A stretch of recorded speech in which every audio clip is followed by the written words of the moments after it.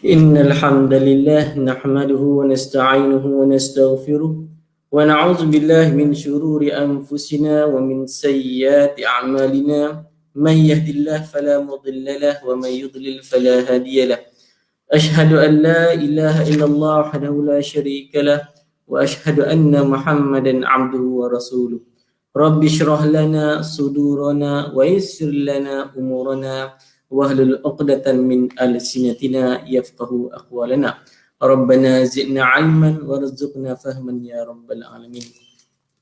Alhamdulillah, bersyukur kita kehadrat ilahi kerana dengan nikmat dan kurnianya dapatlah kita untuk bersama-sama dalam menyertai kuliah tafsir yang mana kali pertama buat jualan-jualan kalinya diadakan di dalam Media Dialna.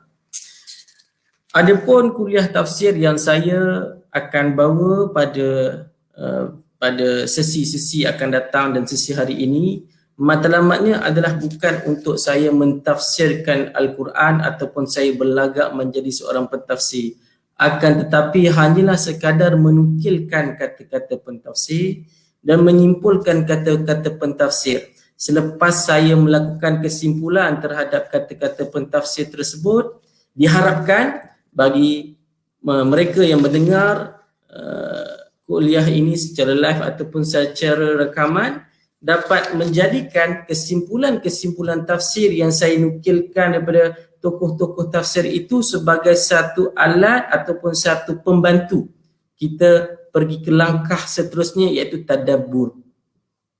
Pentafsir ataupun tafsir, okey, usaha mentafsirkan Al-Quran hanya mampu dilakukan oleh mereka yang layak, yang mempunyai tahap ilmu yang tinggi yang kita kenali sebagai pentafsir. Manakala kita sebagai orang awam yang tidak mempunyai ilmu yang setinggi pentafsir ataupun setinggi ulama-ulama yang terkemuka, kita mampu untuk melakukan tadabbur. Tadabbur dia datang selepas kita berjaya memahami tafsir. Tadabbur tak datang sebelum tafsir. Tadabbur selepas tafsir.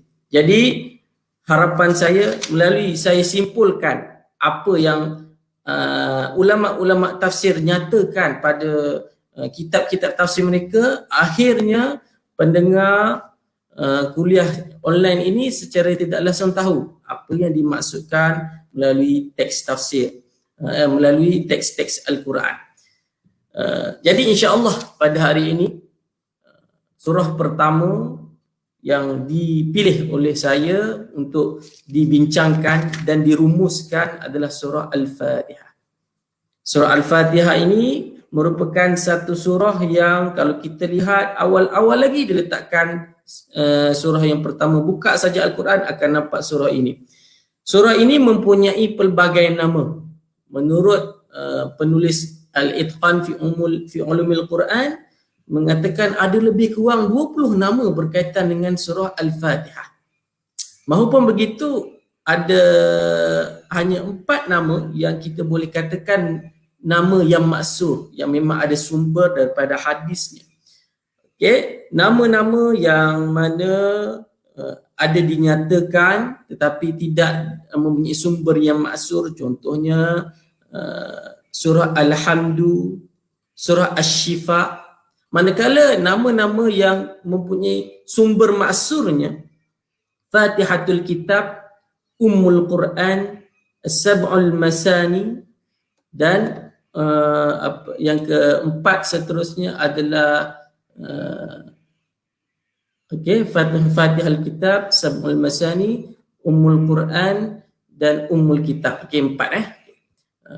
Jadi di sini bila kita nak ceritakan tentang nama surah, benda pertama yang kita lihat, yang boleh kita lihat sebelum kita pergi tuju tentang apa intipati surah, lebih elok, lebih cantik untuk kita lihat apakah rahsia di sebalik nama surah. Bila kita lihat perbincangan ulama tentang nama surah, ulama menyimpulkan nama surah ni adalah perbezaan pandangan di kalangan ulama sama ada nama surah ini memang Nabi yang beri ataupun ia merupakan ijtihad para ulama, para sahabat. Maupun begitu, itu bukan isu yang kita nak ketengahkan pada hari ini. Tapi saya nak katakan menurut Ibn Ashur, nama surah diwujudkan antara hikmahnya, antara matlamatnya agar kita dapat mudah rujuk kembali surah tu. Agar kita dapat ulang kaji. Bila mana nak ulang kaji surah tu, ada nama yang surah, ada nama yang kita boleh gunakan. Dan juga nama surah ni, kita dapat kenali apakah intipati ataupun apakah pembeza antara surah A dan surah B. Okay, jadi dalam erti kata lain, nama surah bukan satu benda yang mudah yang boleh kita pandang sebelah mata. Kadang-kadang nama surah itu membawa identiti surah itu sendiri. Kadang-kadang nama surah itu membawa intipati utama surah itu sendiri. Jadi dalam kes ini, dalam kita punya perbincangan hari ini adalah nama surah Al-Fatihah. Surah Al-Fatihah ni nama yang maksudnya yang pertama adalah Fatihatul Kitab. Fatihatul Kitab. Lepas tu bila lama-lama dia menjadi Al-Fatihah. Jadi Fatihatul Kitab, ulama ceritakan sebab apa dinamakan Fatihatul Kitab, sebab dinamanya nak katakan bahawa surah ini merupakan surah pembuka kepada surah-surah dalam Al-Quran. Okay, surah pembuka, surah yang pertama. Jadi sebab itu dinamakan Fatihatul Kitab. Kita buka saja Al-Quran, itu surah yang pertama yang akan kita jumpa. Okay? Jadi ada ulama yang menjelaskan kenapa dinamakan Fatihatul Kitab. Ada pula yang mengatakan surah Al-Fatihah ini dinamakan Sab'ul Masani. Sab'ul Masani maksudnya surah Al-Fatihah merupakan satu surah yang ada 7 ayat. Yang mana ke-7 ayat ini diulang-ulang. Diulang-ulang waktu bila? Ada yang kata diulang ketika kita nak baca Al-Quran. Ada ulama kata diulang-ulang waktu kita nak melakukan solat. Dan sampaikan surah Al-Fatihah ini, ada ulama dinamakan surah Al-Fatihah ini sebagai surah solat. Okay? Jadi ini terkesan dengan nama As-Sab'ul Al-Masani. Manakala nama yang ketiga adalah Ummul Quran. Jadi Ummul Quran dengan Ummul Kitab lebih kurang saja dua-duanya, tapi kata kuncinya pada perkataan Dalam bahasa Arab, bila dinamakan sebagai bermaksud akan ada anak-anaknya, akan ada perkara lain yang akan berada di hadapannya. Okay? Akan ada perkara lain yang berada di hadapannya. Bila disebut sahaja Ummul Quran, maksudnya ada surah-surah lain yang akan mengikuti surah Al-Fatihah. Okay? Ummul Quran dan Ummul Kitab. Jadi dinamakan sebagai dinamakan dengan menggunakan perkataan disebab akan ada ikutan surah-surah ikutan yang selepasnya. Dan juga menurut sesetengah ulama dinamakan Ummul Quran ataupun Ummul Kitab disebabkan di dalam surah Al-Fatihah ni dia ada maqasid Al-Quran yang utama. Ada 3 maqasid Al-Quran. Bila kita cerita pasal maqasid Al-Quran, konteks mudahnya maqasid Al-Quran ni matlamat Al-Quran diturunkan. Okay, matlamat Al-Quran diturunkan. Jadi ada 3 matlamat utama yang mana perkara ini digariskan dalam Al-Quran. Bacalah kat mana-mana ayat Al-Quran, majoriti ayat dia akan tekankan 3 aspek ni. Dan ketiga-tiga aspek ini ditekankan di dalam surah Al-Fatihah. Maka layaklah surah Al-Fatihah itu dinamakan sebagai Ummul Quran, di samping dinamakan sebagai Al-Fatihah sebagai Sab'ul Masani. Jadi apakah 3 maqasid Al-Quran yang ada dan yang terdapat di dalam surah Al-Fatihah? Yang pertamanya, matlamat Al-Quran diturunkan adalah untuk pujian kepada Allah. Untuk kita puji Allah dengan sebetul-betul pujian. Untuk menjelaskan bagaimana keagungan Allah. Sebab itulah dalam surah Al-Fatihah ada perkataan Alhamdulillah. Dan nak jelaskan bahawa Allah ini merupakan satu entiti yang tidak ada sebarang kelemahan. Tidak ada sebarang kelemahan. Jadi dia nak tunjukkan ketiadaan kelemahan yang ada pada Allah itu melalui pujian. Jadi sebab itu dalam banyak ayat Quran memang ada banyak tentang ayat yang memuji Allah Subhanahu Wa Taala. Ini adalah kerana ini adalah matlamat Al-Quran diturunkan. Matlamatnya yang kedua adalah untuk menekankan keesaan Allah. Di sini di manakah tanda maqasid ini ada di dalam surah Al-Fatihah? Dekat dalam perkataan Rabbul Alamin, dekat dalam perkataan Ar-Rahman Ar-Rahim, dan juga perkataan Maliki Yaumiddin. Itu merupakan matlamat yang kedua yang nak menunjukkan bahawa Allah itu Maha Esa. Sebab itu kalau kita lihat dalam banyak-banyak ayat Al-Quran, ada ayat-ayat yang mana bermatlamatkan ataupun mempunyai maqasid menekankan dan mengukuhkan keesaan Allah sebagai Tuhan sekalian alam. Itu matlamat Al-Quran yang kedua yang ada dalam surah Al-Fatihah. Matlamat Al-Quran yang ketiga yang ada di dalam surah Al-Fatihah adalah untuk menetapkan dan menguatkan hari kebangkitan. Menguatkan perkara-perkara yang berlaku selepas mati. Sebab itulah disebutkan dalam surah Al-Fatihah Yaumiddin, hari pembalasan, hari kiamat. Sebab nak tekankan kewujudan dan nak kukuhkan kewujudan hari kebangkitan dan hari pembalasan. Dan juga kalau misalnya maqasid yang seterusnya dia berkaitan dengan yang lain, kita boleh nak katakan antara matlamat Al-Quran yang lain, kita boleh nak katakan bahawa Al-Quran juga diturunkan sebab nak terangkan tentang hukum hakam. Hukum hakam ibadah. Iyyaka na'budu wa iyyaka nasta'in.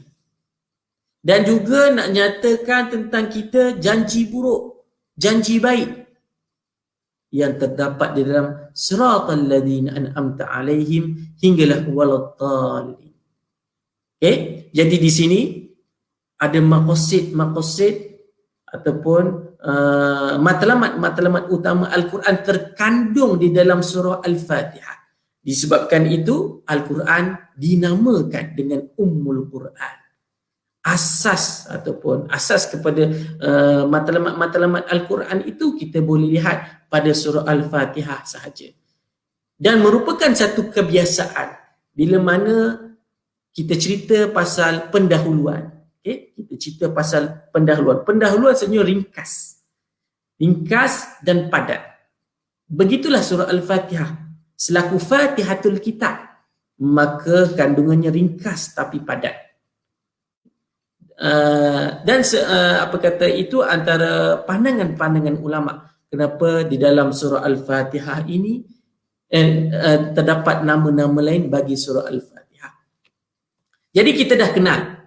Maksudnya setiap kali lepas ni, bila kita lihat perkataan ataupun kita lihat nama-nama surah, jangan pandang sebelah mata je nama surah. Kadang-kadang nama surah tu mempunyai makna khusus. Ada tujuan-tujuan yang tertentu. Ada sebab kenapa ulama dia menamakan surah dengan nama tertentu. Contohnya ada ulama yang menamakan surah sebagai Asy-Syifa. Kerana di surah Al-Fatihah ini boleh digunakan untuk perubatan. Ada pula yang mengatakan surah Al-Fatihah ini sebagai surah Al-Hamd.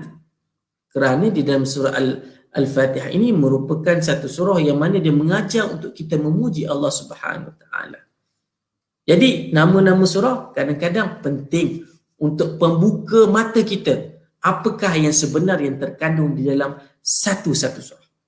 Jadi kita habis tentang pengenalan tentang nama surah dan pengenalan tentang nama lain bagi Al-Fatihah. Jadi kita terus pergi kepada ayat yang pertama di dalam surah Al-Fatihah, iaitu Bismillahirrahmanirrahim.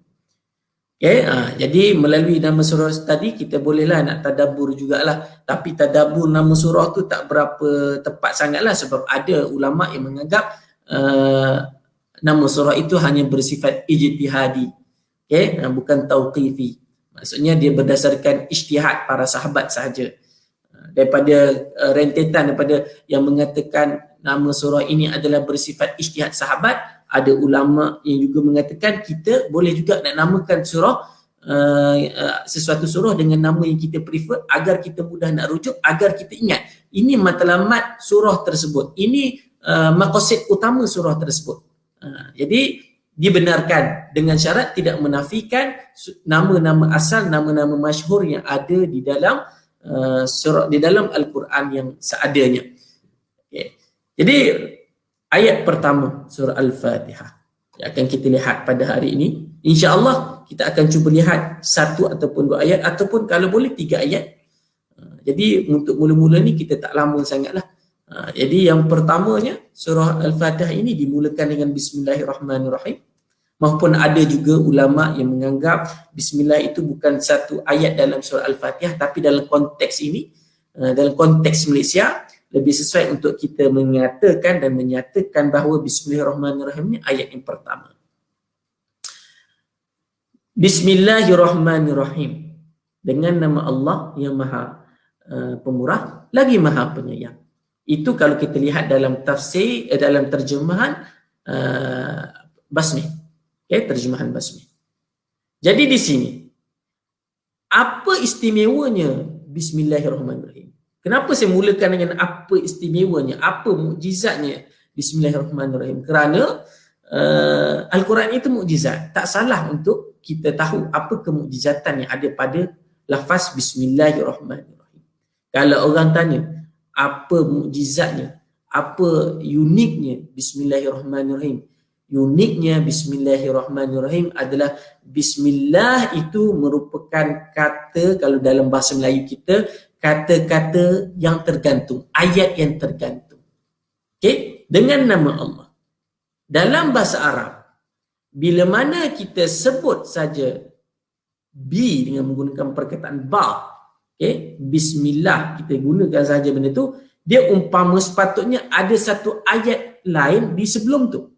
Di sebelum perkataan Bismillah tu perlu ada satu perkataan lain. Okay? Perkataan ini dalam Al-Quran dihilangkan. Bila dihilangkan, jadi ulama pun adalah bincang perkataan apa yang sebenarnya dihilangkan tu. Ada yang kata yang dihilangkan tu perkataan aqra. Umpama ada perkataan aqra, umpamanya, bukan confirm ada, umpamanya aqra, iaitu aku membaca dengan nama Allah. Ada yang pula mengatakan abtadi, aku memulakan sesuatu itu dengan nama Allah. Ada pula yang mengatakan aqsam, aku bersumpah dengan nama Allah. Tapi yang popularnya aqra dengan abtadi, iaitu aku memulakan dan aku membaca. Jadi di sini kita lihat bila mana Bismillah itu bukan satu ayat yang komplit, dia tergantung dengan nama Allah. Okay? Maksudnya patut ada lagi satu ayat ataupun satu perkataan di belakang tu. Okay? Di belakang perkataan Bismillah. Tergantungnya ayat ini bukannya satu keaiban, bukannya satu kelemahan. Akan tapi tergantungnya di sini adalah satu kemukjizatan, satu keistimewaan. Okay? Membuatkan bila mana kita sebut saja Bismillah, dekat apa-apa situasi, dekat apa-apa perbuatan, kita boleh guna Bismillah. Andai kata, seandainya disebutkan perkataan, aku mulakan pembacaan ini, aqra Bismillah, aku mulakan pembacaan ini dengan nama Allah. Maksudnya Bismillah hanya boleh digunakan waktu membaca. Okay? Jadi tidak semestinya. Jadi kalau misalnya Al-Quran dalam perkataan Bismillah itu dibuang, bukan dibuang, di konsepnya hazaf, dihazafkan, tak ada benda tu, dihilangkan perkataan yang sebelum itu, nak menunjukkan bahawa Bismillah ni boleh diguna pada bila-bila masa. Okay? Waktu baca Al-Quran, mentaliti kita, waktu itulah kita mulakan pembacaan kita. Jadi sesuailah dengan aqra Bismillah. Manakala kalau misalnya kita nak buat apa-apa pekerjaan, memasak ke, menulis ke, kita boleh nak menganggap perbuatan yang sedang kita lakukan itu dimulakan dengan nama Allah, Bismillah. Okay? Jadi nak katakan di sini bila mana ayat Bismillahirrahmanirrahim bukan ayat yang tergantung, dia hilangkan satu perkataan di sebelum itu, maka Bismillah boleh digunakan pada bila-bila masa. Ini antara kemukjizatan dia. Kemukjizatan Bismillah ataupun keistimewaan Bismillah. Tak ada satu perkataan, sukar untuk ada satu perkataan, satu ayat yang boleh diguna pada bila-bila masa di waktu yang suka hati kita nak guna. Hanya Bismillahirrahmanirrahim sahaja yang boleh diguna pada bila-bila masa dengan syarat-syarat yang tertentu lah. Takkan waktu kita nak buat maksiat kita nak gunakan dengan nama Bismillah kan, dengan nama Allah pula kan. Jadi dengan syarat-syarat yang tertentu. Jadi istimewanya Bismillah melalui dia merupakan ayat yang tergantung. Okey? Sebab dalam bahasa Arab, sistem bahasa Arab dengan sistem bahasa Melayu lain. Kalau misalnya dalam sistem bahasa Melayu, ayat tu tak lengkap, tu satu keaiban. Satu benda yang agak mengaibkan. Satu benda yang agak, kalau misalnya dalam exam bahasa Melayu tu benda yang kena potong markah. Tapi dalam bahasa Arab, makin dihilangkan satu perkataan ataupun satu ayat, jadi itu makin tinggi dia punya bahasa. Itu dalam sistem bahasa Arab. Okay, jadi berbezalah dengan sistem bahasa Melayu kita. Okey, itu yang pertama. Okey, yang pertama. Jadi perkataan seterusnya, perkataan ba. Ulama bila cerita pasal perkataan ba ni banyak dia kata membawa dilalah ataupun semantik tertentu, membawa tanda-tanda. Ba ni maksudnya apa sebenarnya? Okey, dengan sahaja. Okey, bukan dengan itu kita nak terjemahkan. Jadi bukan dengan sahaja. Jadi ada ulama yang mengatakan ba ini sebenarnya nak menunjukkan, ba ini membawa tanda pendampingan ataupun musahabah. Ada pula mengatakan ba ini membawa dalalah ataupun membawa tanda isti'anah ataupun meminta tolong. Jadi dalam kes ini, bila mana kita sebutkan, jadi ini pandangan ulama lah. Bila kita tengok pandangan ulama yang pelbagai, kita jangan pening. Jadikan ia sebagai satu bahan baru untuk kita mentadabbur ayat Al-Quran.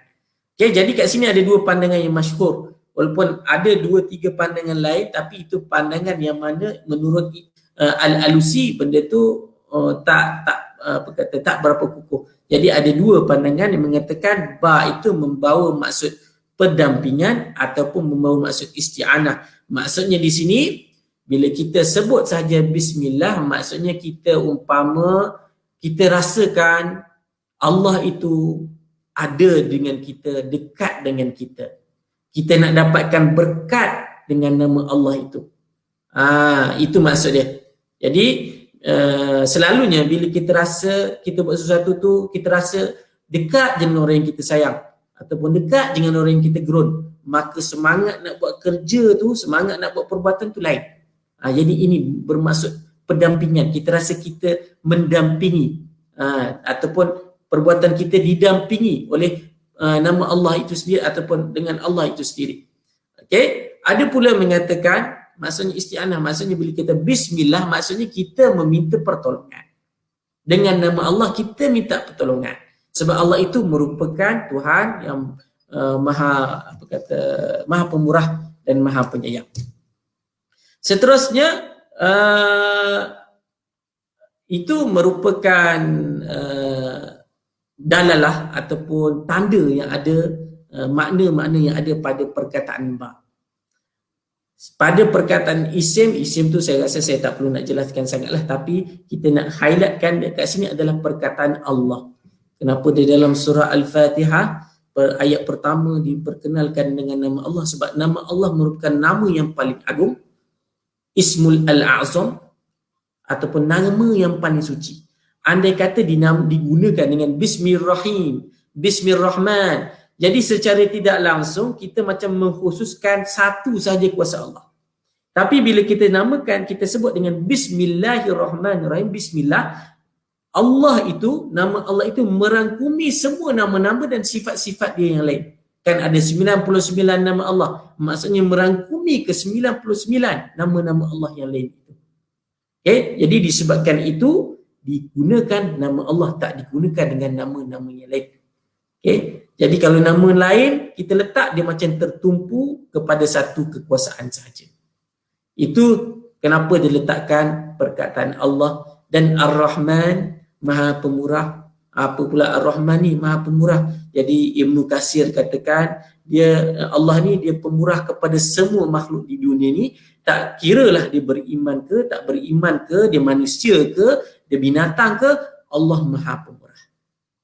Ar-Rahman. Dan ada lagi satu, Ar-Rahim. Ar-Rahim ni Maha Penyayang kalau bahasa ni kata. Apa maksud Maha Penyayang di sini? Maha Penyayang di sini bermaksudnya, mengikut Ibnu Katsir, Allah sayang orang yang beriman, hamba-hambanya yang beriman. Kalau Rahman merangkumi seluruh alam, rahmat Allah merangkumi seluruh alam. Tapi kalau Rahim, kasih sayang Allah hanya merangkumi hamba-hambanya yang beriman. Dan disebabkanlah itu Ar-Rahim ini menggunakan sirah mubalaghah, ataupun kita namakan kata nama yang agak ekstrim sedikit, nak katakan sangat-sangat sayang. Okay. Itu adalah maksud dia. Secara mudah ni, secara ringkas ni, saya boleh nak terjemahkan ataupun nak gunakan ayat apa kalau kita nak terjemahkan ayat Bismillahirrahmanirrahim. Bismillahirrahmanirrahim. Daku mulakan perbuatanku ini. Okey, apa tadi? Apa-apa perbuatan? Daku mulakan perbuatanku ini dengan nama Allah. Bismillah. Okey, sebab apa kita gunakan nama Allah? Demi keberkatan ataupun untuk meminta pertolongan. Meminta pertolongan kepada siapa? Ar-Rahman Ar-Rahim, yang Maha Pemurah kepada semua makhluk. Ar-Rahim, dan Maha Penyayang kepada orang-orang yang beriman. Ini adalah secara ringkas tafsiran tentang Bismillahirrahmanirrahim. Jadi berdasarkan apa yang kita boleh lihat di sini, kita boleh nak tadabbur. Ingat, tadabbur ni lain dengan tafsir. Yang tadi saya nyatakan dengan complicated, musahabah, isti'anah, adanya pandangan ulama ni, itu adalah tafsir. Sekarang kita nak cerita pasal tadabbur. Tadabbur ni berbeza dengan tafsir. Tadabbur kita tak keluarkan hukum hakam. Tadabbur ini kita boleh gunakan untuk kita bermuhasabah. Ataupun kita fikir, apakah perbuatan yang boleh kita lakukan? Ataupun melalui tadabbur itu, kita boleh tulis, kita baca satu ayat Quran, kita tulis di situ, apakah to-do list kita? To-do list, perbuatan-perbuatan yang akan kita lakukan. Yang akan kita lakukan hasil bila mana kita baca tafsiran ulama tentang Bismillahirrahmanirrahim. Ini antara beberapa tafsiran, beberapa tadabbur yang saya boleh highlightkan berdasarkan tafsiran ayat 1 tadi. Okey, tafsiran ayat 1 tadi. Okey, tafsiran ayat 1 tadi ialah kita daku mulakan perbuatanku dengan nama Allah demi keberkatan ataupun demi meminta tolong kepadamu yang Maha Pemurah kepada semua makhluk dan Maha Penyayang kepada orang-orang yang beriman. Jadi kita boleh muhasabah. Agak-agaklah, ini tadabbur lah, ini tadabbur. Agak-agak, kita biasa tak mulakan semua pekerjaan kita dengan basmalah? Agak-agak. Okay, sedangkan perkataan kemujizatan Bismillah itu terletak pada ayatnya yang tergantung.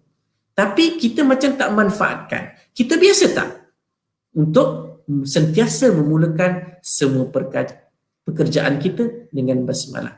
Kalau kita tak biasa, umpama kita tak memanfaatkan keistimewaan Bismillahirrahmanirrahim sebagai satu ayat yang tergantung. Muhasabah yang kedua, mungkin kita boleh tengok setakat mana yang kita dah hayati bila mana Allah letakkan nama dia pada perkataan Bismillah. Bila mana Allah sebutkan Ar-Rahman Ar-Rahim pada nama Bismillah. Setakat mana? Okey, setakat mana penghayatan kita terhadap Bismillahirrahmanirrahim bila kita lafazkan setiap kali kita nak melakukan sesuatu? Adakah ia sambil lewa? Adakah ia hanya adat? Adakah tak ada apa-apa makna kerana disuruh ataupun dipaksa? Setakat mana? Kita boleh muhasabah. Sebab kita tengok rupanya Bismillahirrahmanirrahim ni dia ada sebab dia. Sebab dia adalah kita nak minta keberkatan ataupun kita nak minta tolong pada Allah Subhanahu Wa Taala. Ni waktu kita baca Bismillah, kita tak ada apa-apa setting dalam mind kita, dalam kita punya minda. Seterusnya agak-agaknya lah ni nak muhasabah lah, agak-agaknya basmalah yang kita baca tu ada kesan tak terhadap diri kita, terhadap perbuatan yang kita mulakan dengan basmalah? Nampak tak harga basmalah di situ? Jadi kita boleh nak kemukakan muhasabah-muhasabah, dan jawapan kepada soalan-soalan muhasabah ini, soalan-soalan ini, siapa yang boleh jawab? Diri kita sahaja. Kita kena ingat, tadabbur ini dia ada beberapa peringkat. Ada tadabbur orang awam, ada tadabbur orang-orang bijak pandai macam pentafsir dan ulama. Tadabbur ulama pentafsir itu memang kita boleh nampak jelas lah dalam kitab-kitab tafsir dia. Manakala tadabbur orang awam ni berbeza-beza. Mereka mempunyai pelbagai bidang-bidang masing-masing. Jadi dekat sini masing-masing setiap pembaca Al-Quran, bila mana dia memahami tafsiran ayat Quran secara ringkas, maka dia akan dapat muhasabah diri dia. Setakat mana kita ni, apa yang kita lakukan. Jadi berdasarkan persoalan-persoalan tersebut, amalan yang agak-agak kita boleh lakukan bila kita dah faham erti bismillah. Okay? Saya ulang balik apa erti bismillah tadi. Dah kumulakan perbuatanku ini dengan nama Allah demi keberkatan ataupun demi meminta pertolongan kepada yang maha pemurah kepada semua makhluk dan yang maha penyayang kepada orang-orang beriman. Jadi apa kat sini? Antara amalan yang boleh kita lakukan sejurus bila kita faham erti bismillah. Maksudnya selepas ini hasil tadabbur, selepas ini kita boleh setiap perbuatan kita seboleh-bolehnya mulakanlah dengan bismillah. Mulakan. Gunakan, manfaatkan bismillah ini sebagai satu ayat yang tergantung. Dan benda yang lain kita boleh gunakan. Kita tahu ba yang ada pada bismillah itu adalah ba isti'anah. Maksudnya kalau kita nak minta tolong ke Allah selepas ni, nak berdoa kepada Allah selepas ini, kita mulakan dengan bismillahirrahmanirrahim. Yang ketiga contohnya, okay, yang saya terlintas sekarang lah. Ba tadi, kita kaitkan dengan huruf ba tadi lah. Kita kait dengan huruf ba. Ba tadi adalah musahabah, perdampingan. Umpama kita rasa kita didampingi, kita rasa dekat dengan Allah.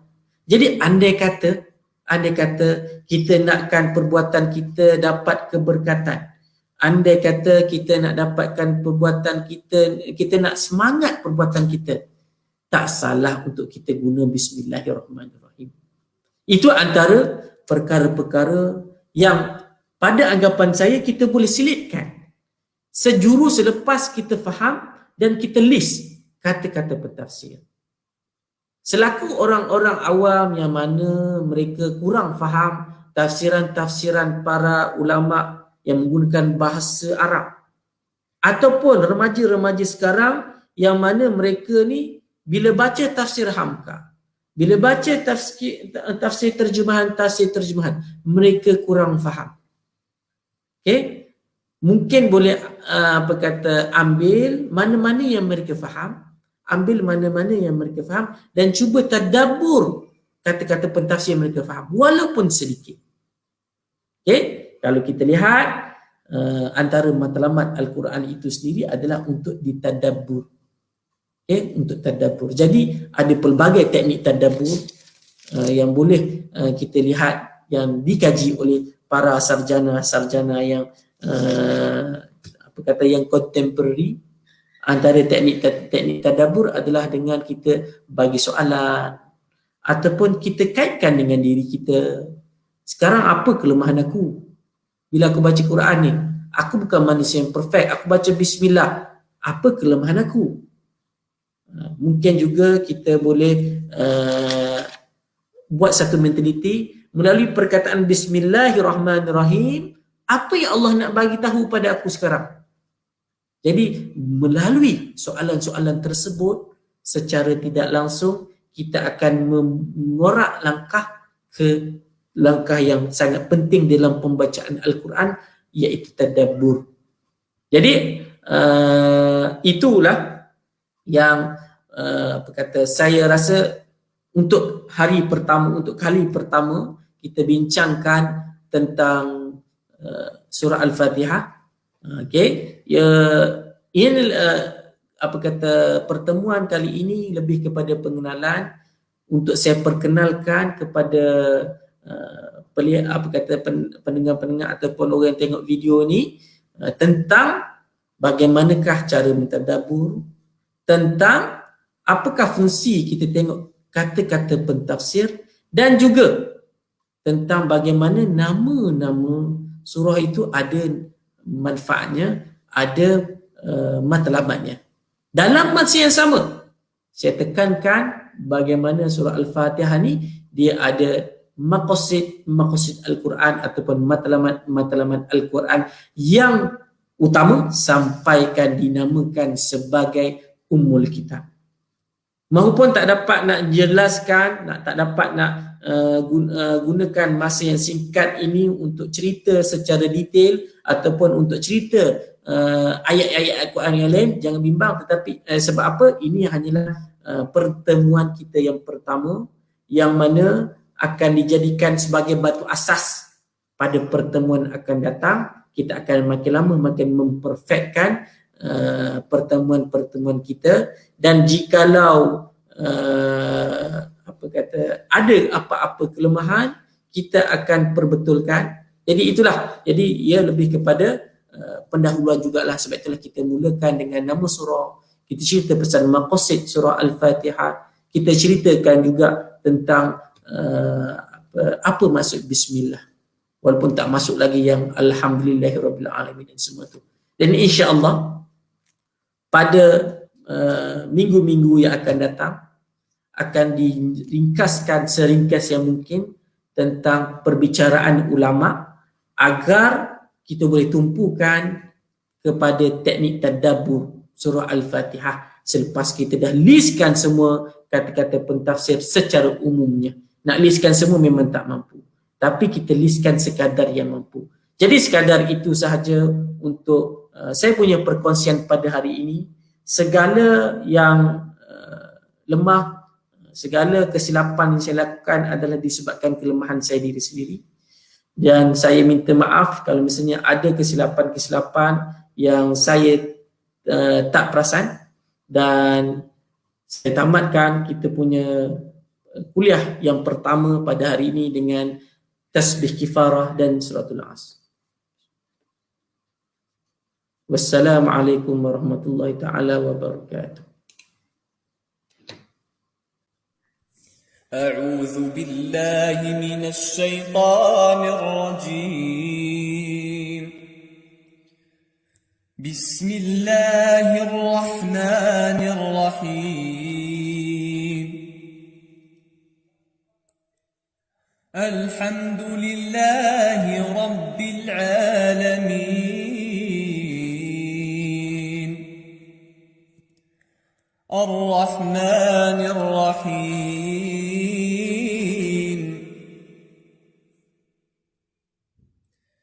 ملك يوم الدين إياك نعبد وإياك نستعين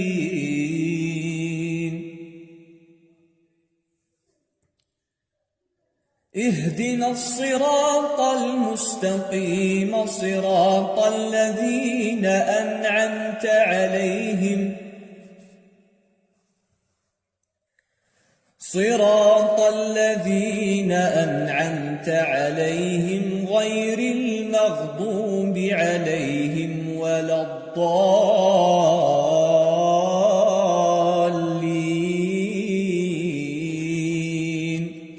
صدق الله